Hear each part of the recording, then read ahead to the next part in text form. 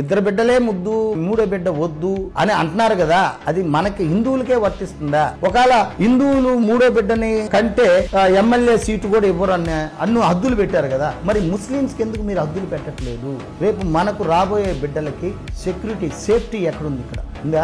లేదు. ఎందుకంటే Muslims majority ఎక్కువ అన్నప్పుడు ఎక్కడ ఉండాలి? అది మెజార్టీ పాకిస్తాన్ లో ఉండాలి. భారతదేశంలో కూడా పాకిస్తాన్ లాగా మెజార్టీ ముస్లింస్ పెరిగేటప్పుడు ఆటోమేటిక్ గా హిందువుల్లో ఒక బాధ కలుగుతుంది. అప్పుడు ఏమయ్యా ఇది మా భారతదేశం అంటే బేటా మాది భారతదేశం, టెర్రరిస్టులు దిగుతారు, నరుకుతారు, మనల్ని ఊత కోత కోస్తారు.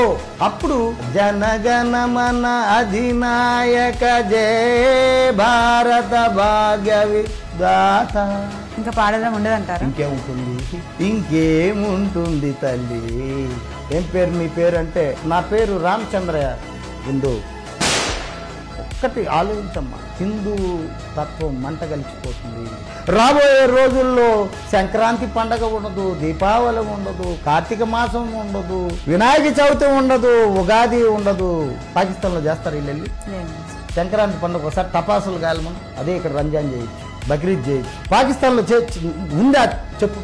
ఎక్కువ రోజులు లేవు. తస్మై జాగ్రత్త, రాబోయే రోజులు వస్తున్నాయి. రాబోయే రోజుల్లో హిందువులు కనుమరుగు అవుతారు. ఇది మన భారతదేశం కనుక చెప్తున్నాను, నేను హిందువుగా చెప్తున్నాను.